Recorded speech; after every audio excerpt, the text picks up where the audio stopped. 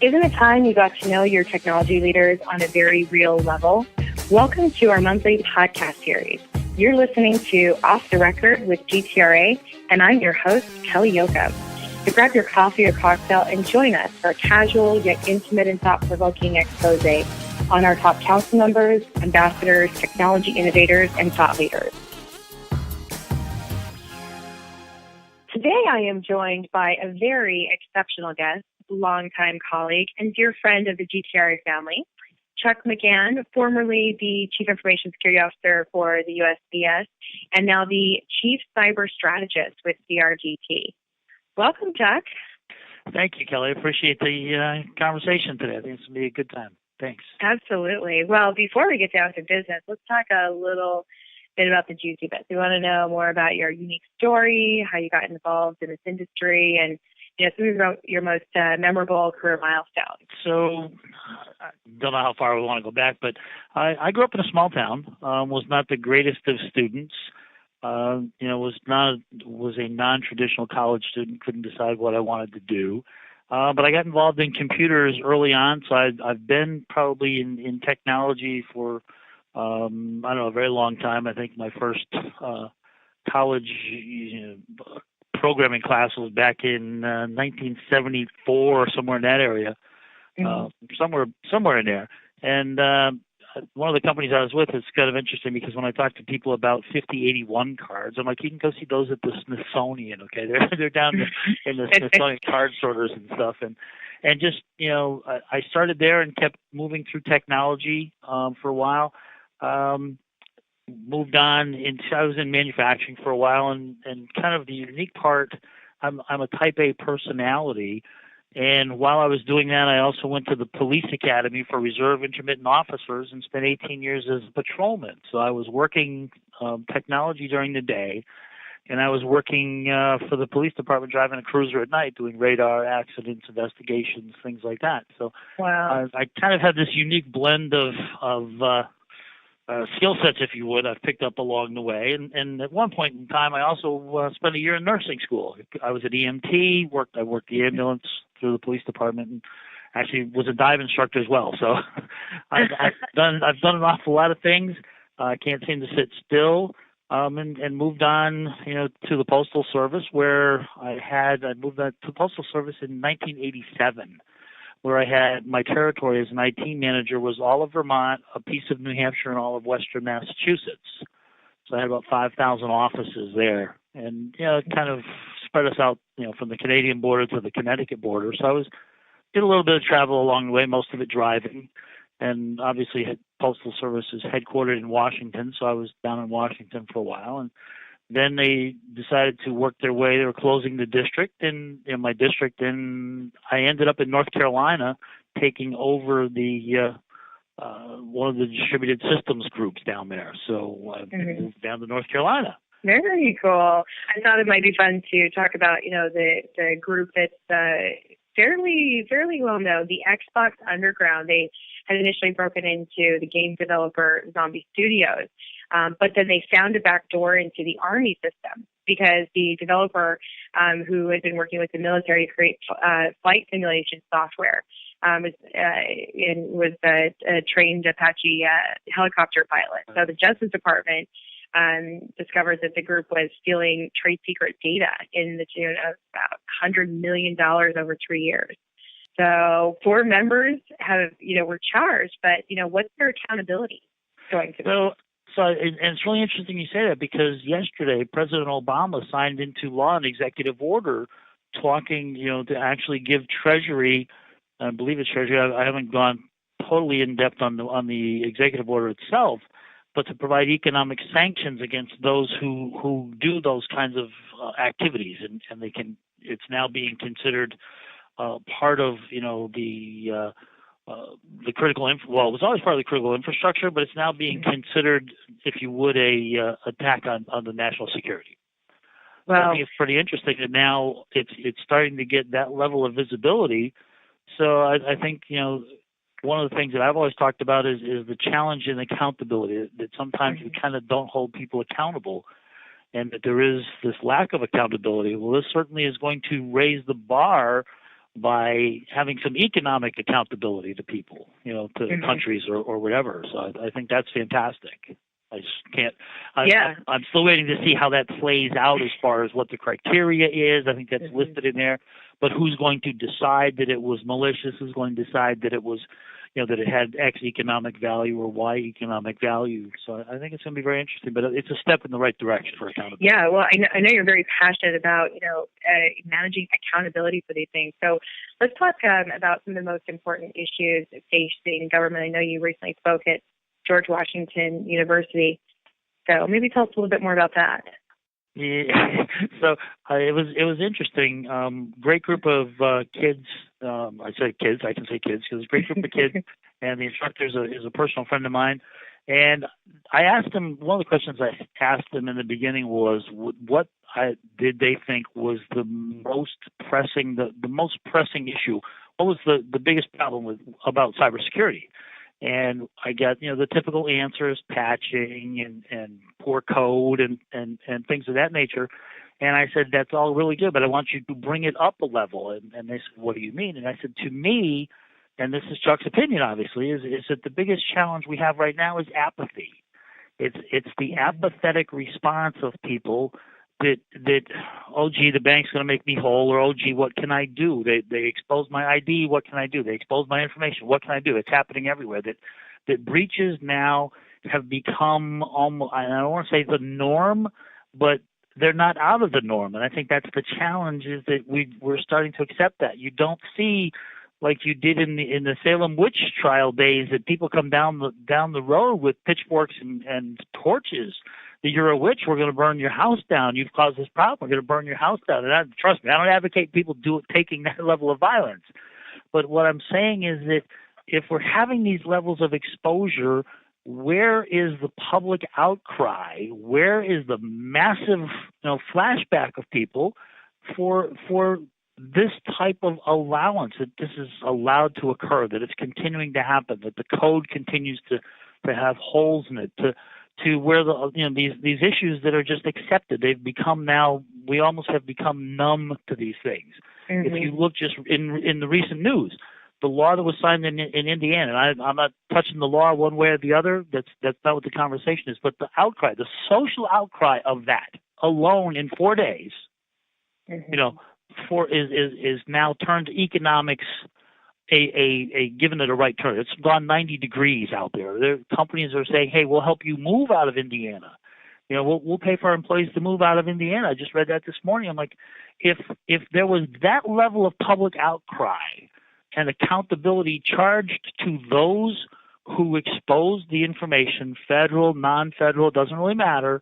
If there was that level of outcry, I think that's what I'm talking about is that level of it. It's become a level of apathy. What can we do? Oh, well, it's just another guy got breached. Yeah. So I think that's to me, I'm very passionate about it, and I think that's what I tried to get the kids to understand there is that you can't just say, oh, well, we've got to be the frontline people. We've got to be the people that say, hey, this is wrong. Yeah. Well, 2014 was a big year for data breaches. Financial institutions, entertainment, and government, of course. And in only 4 years, federal breaches skyrocketed from just around 10,000 to 25,000. The White House was hacked, OPM, GAO, State Department's email, and Postal Service employees affecting over 800,000 employees, and healthcare.gov. So, some of the most threatening aspects is the lack of accountability, which you've been mentioning, and, for their own actions. And, the biggest challenge is not just another breach, but the amount of data and the types of data, or the type of data that is actually being exposed or out there. Right. And I think, one of the things that we're going to, it's interesting that, a lot of the responses will give you credit monitoring for a year, we'll give you credit monitoring for 2 years. And in a lot of cases, that's okay. But in some of the healthcare related exposures, I'm not sure that you're going to see some of that information not misused, today or tomorrow. I think you're looking at longer term potential problems with some of that healthcare type information. If that information falls into the wrong hands, and someone looks, let's say they got my record, And, I also play ice hockey, so I've had a few injuries along the way, a bunch of stitches and stuff. So if let's say a life insurance company or a health insurance company were to get my information and say, well, gee, Chuck, you indulge in risky behavior because you keep getting all this damage, your life insurance is now going to be reduced if you maintain this behavior, or your health care benefits are going to be increased because you choose this path, you should pay more than So if that information were to become available on everybody, what would happen to the equality of the system? The system is built on the fact of everybody pays a specific premium across the board, and it's all, so you have people who don't use healthcare, you have people who use a lot of healthcare, and the system is built out to where you have that common cost. So if that information were to become available, what would happen then? I don't know that it wouldn't be misused for profit purposes. Let's put it that way, for profit purposes for some of these companies and agencies. I don't know. Yeah. And that's the thing that bothers me the most is I don't think it's just the 1 year, 2 year. I think it's going to go deeper than that. Well, and as you mentioned the other day, getting Congress to change legislation is absolutely key. Our personal information is being siphoned out of our environment at an alarming rate. And we have the feeling that we can't hold people accountable. Our health records are so much worse than credit cards. This was an interesting point that you made, because credit cards are temporary versus health records are a long-term, longer down the road identity theft issue. Yeah, I was reading an article the other day that credit cards are because their value is so fleeting, they may be worth, $5, $10 a record if in fact you can get that money out of them. Healthcare records are going, somebody said to me, for 10 times that. Because once I get your healthcare record, I can indulge in healthcare fraud. I can get your prescriptions. OxyContin is a very potent, prescription drug, and you're seeing a lot of traffic in that on the drug side. So if I'm able to get your prescription and become you, and I get your OxyContin from the store, I can sell that on a street corner for, and I don't know what it is, $5 a pill or something like that. And I couldn't tell you for sure, but I think that's the challenge that we're really, staring down the barrel of, is what can I do with your healthcare information? And I don't think we've figured that all out yet. Mm-hmm. As we move more into the automated processes and more into, that I can do things online, doctors online and MD, WebMD and things like that, and house visits over the internet. I think that's going to become a very interesting situation. Mm-hmm. How are those records used? Exactly. Well, it's the real risk is that the environment is being used as a gold mine to figure out, that critical information, and it's going to cost an unknown amount of resources, and it's you're talking as well about assigning the risk factor, the danger of leveraging that information. It's not necessarily in a fraudulent way, but where all the other ways that information can be leveraged. Mm-hmm. Yeah, and I think I tend to go out there a lot on worst case scenario as the former CISO for the Postal Service. That was part of my role, is to say what's the worst that can happen. And now that I'm the chief cyber strategist, I look at it. Here at CRGT, I sit there and say, all right, what is it that our customers need to worry about? What is it that the people we work with, is it, do I still have to have that level of paranoia that I did? And in all honesty, the answer is yeah, only it has to be a little bit higher level because I have to do it across multiples as opposed to just the Postal Service. Now I look at DOD. Now I look at the Intel community. Now I look at the federal civilian community, and we're starting to look elsewhere as well. So when I look now and go back and examine my paranoia rationale, I'm kind of like, well, gee, if I can think it, somebody can do it. That's exactly. Kind of, and then how do I help our clients structure around that? And that's one of the I think that's part of the interesting part of my job is the blue sky and try and come up with plausible alternatives. Well, that's an excellent segue into talking about what are you into now, this new chapter of your life at CRGT. This is an interesting and very exciting opportunity, allowing you to probably, leverage your 28 years plus of experience into a much more holistic environment across all business units and be able to forge strategies. So knowing what the federal executives need. Mm-hmm. Yeah, I think that's the greatest part is that I spent the last 5 years as the CISO, and I saw a lot of the, issues, met with a lot of, the other federal CISOs and spoke at a lot of conferences and had a lot of interaction. I was the co-chair of the Government Advisory, the ISC Squared Government Advisory Board. I was part of GTRA, as you know, and now I've moved on to the Technical Advisory Board, but I was part of the GTRA Advisory Board. And that was a fantastic opportunity to listen to what some of the other federal, folks in the CISO world and the CIO world were considering as challenges. We're considering the next phase of things that they had to worry about, and how does technology play, going forward. And I get to look at all the new stuff now and say, where do I think that's going to be 2 to 5 years? What kind of solutions do we need to have in place? What kind of controls make sense? So I think that's, leveraging my 28 years of business and postal and security and having built out, the incident response teams at Postal and the intrusion detection stuff over the 15 years that I was in security, that I actually, spent my time in security over there.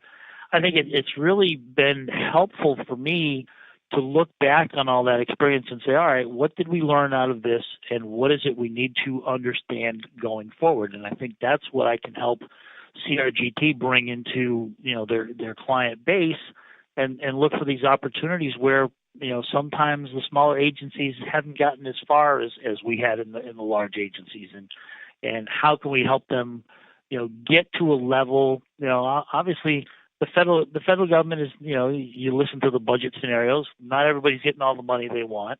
What are things, figuring out for them what's important to protect.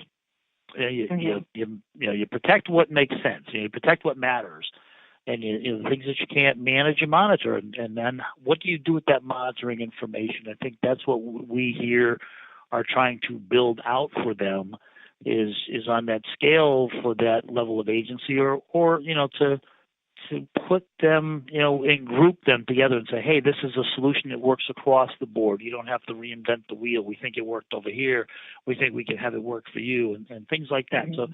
So it's building out a solution that the smaller agencies and the larger ones can use as well. So, again, it's a lot of it has to do with budget. Do they have budget? Where can they leverage their budget? What are they going to get out of it?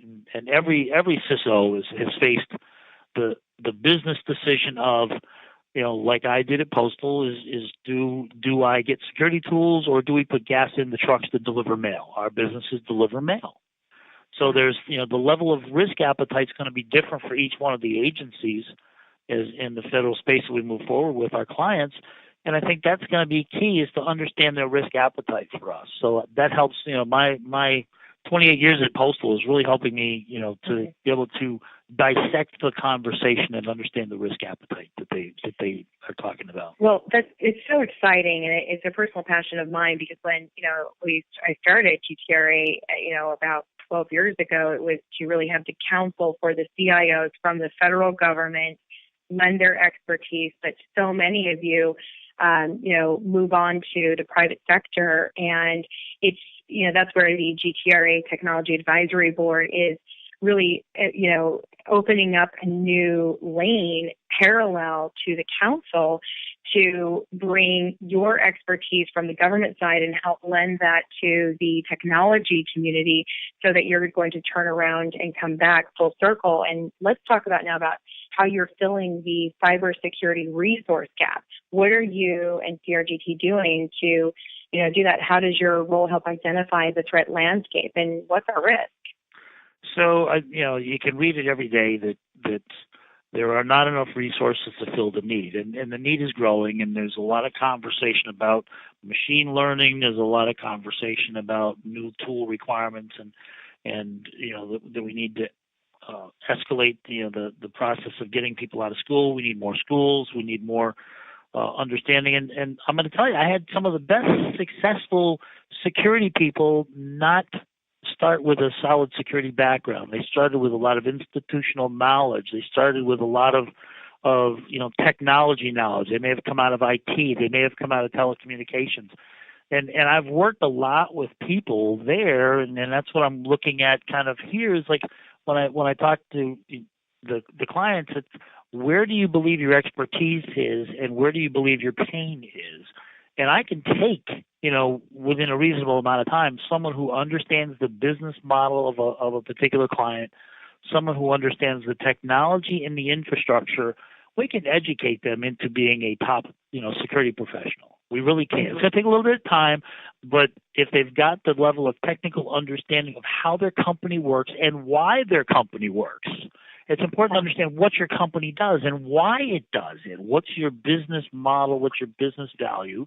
And I think that I can, that and I don't mean me personally because, I don't want to sound, so I don't know what's a good term, arrogant that I'm the only one that can do it, because I'm not. I think that a lot of people are doing this.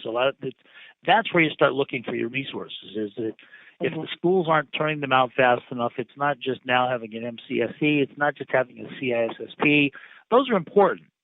Those help you with a foundation, but you have to understand the technology first. You have to understand your company second, and what drives your company. What are they trying to protect? And if you can understand what they're trying to protect and where the threats might come from, I think we can put up a solid security fence and get some resources around it. Mm-hmm.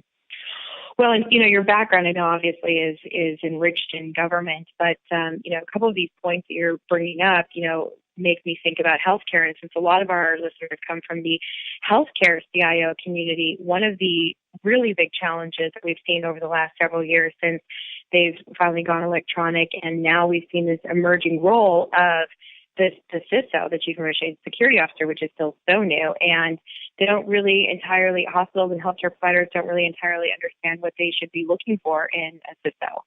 So, what are some of the things that CRGT is doing, or how can it lend itself for support to the healthcare community?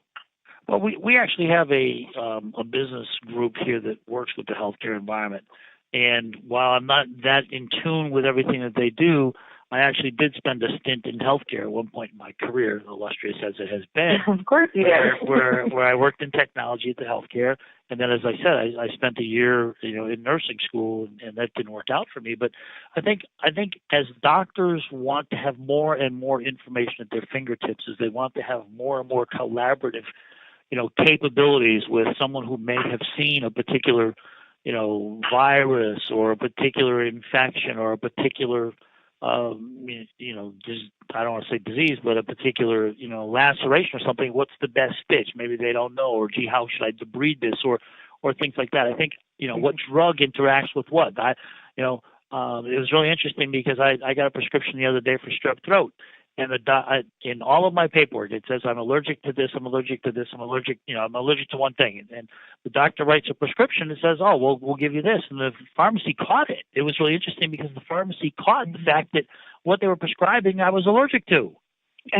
And so the pharmacy calls up and he says, well, how allergic are you? And I'm like, well, how allergic do I have to be? So I think that's where the technology really has the opportunity to come into play if we pay attention to it.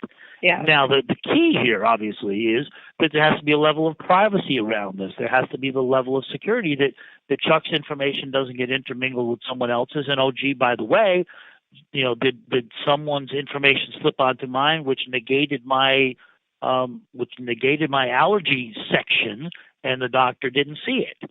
So I think that there's some real strong capabilities there that security has to be number one, privacy has to be right there. Security and privacy have to be shoulder to shoulder in this, and certainly in the healthcare environment, because again we can go right back to if the wrong group gets the wrong information, then somebody may become uninsured. I think that happened back in the 80s or 90s with the AIDS virus. I think when someone was, and I don't have specifics, so I'm just going to say as I recall, that I think there were some people that lost health insurance or life insurance because they had a particular, virus or disease, if you would. And I think that's what I'm talking about with the wrong information at the wrong hands. So we spend a lot of time looking at doing threat assessments. We spend a lot of time doing vulnerability assessments. We spend a lot of time red teaming. How can I get at this information? You know, how do I socialize? Can I do a social attack? Do I do a fishing, farming? You know, what kind of attack can I launch, and how deep can I get? And I think that's one of the things that everybody who writes software for the medical profession or that writes applications and solutions has got to be taking a look at. And those are one of the things that we're really focused on is how do we do an assessment that's of value? Because assessments are only as good as today. When you make that next change or there's this next release of a code from a vendor that nobody knew about, it becomes a zero-day exploit, or it becomes something that was in the software for 10 years, and all of a sudden a particular condition exists where a hole can be opened. Those are the things I think that cause a lot of concern through the environment. It's like, it's been there for 5 years.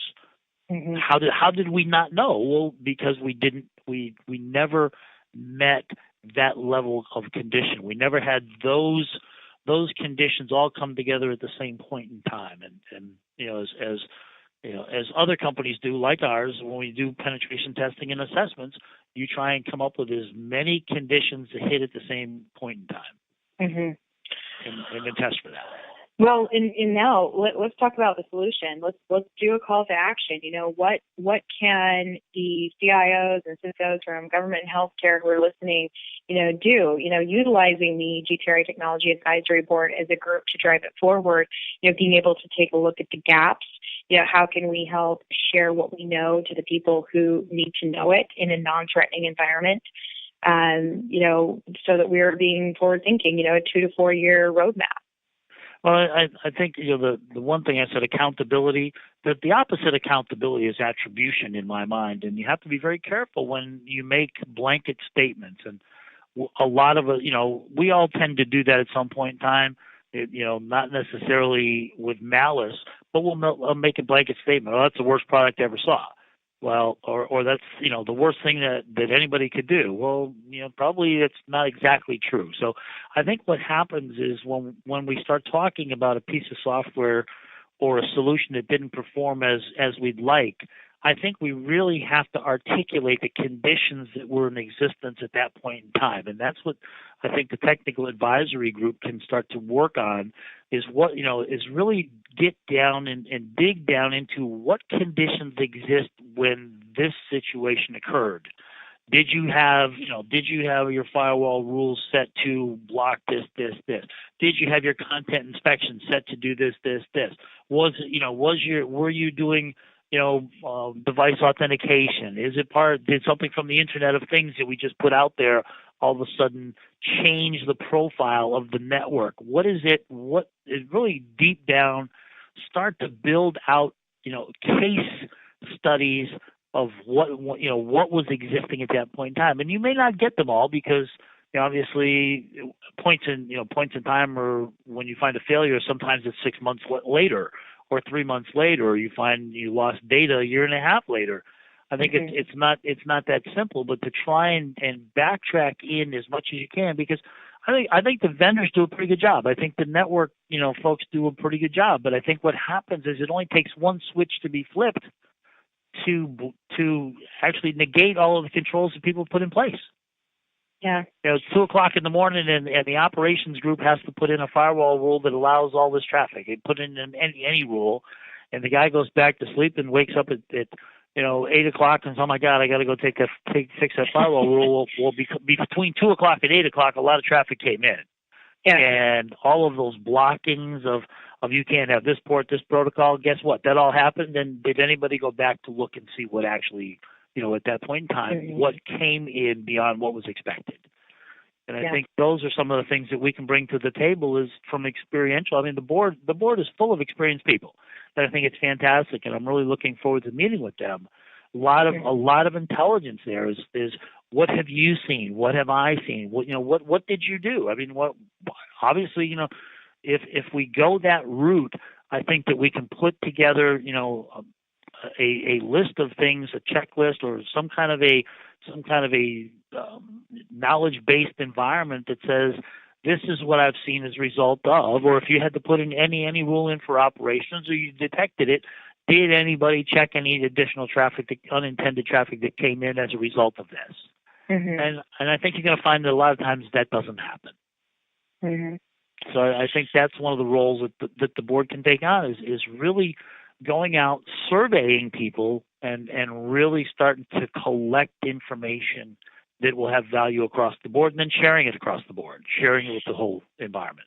I'm glad you said that, because I know you were telling me you had an interesting example of how you saw, one of the past GTRA discussions turn into a really forward-thinking, actionable result from one of your colleagues on the GTRA Council.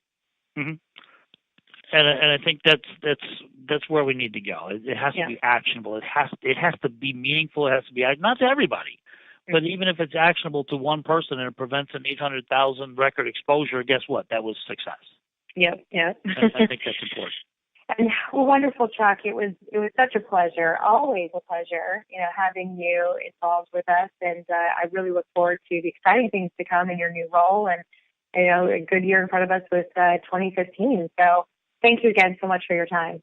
Well, thank you, Kelly. I appreciate you taking the time out to have a chat with me. It's been great, and I've enjoyed it. Look forward to to helping GTRA continue their great role, and certainly moving over to CRGT to help them, help their clients in the federal space.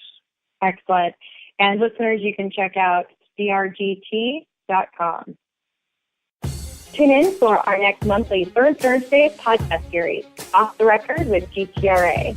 Make sure you save the date for our GTRA and Health Tech Council Summit, June 28th through 30th in Gettysburg, Pennsylvania, as well as our 5th Annual Converge Tech Awards, a recognition for technology leaders and innovators from government, healthcare, finance, and energy. Remember to nominate your peers and attend the Black Tie Awards Gala, where we announce the winners in a very exciting and dramatic envelope opening Oscar style. Also, be sure to save the date for our fall Secure Gov and Secure Health Council Summit, November 15th through 17th at the Homestead Resort in Virginia.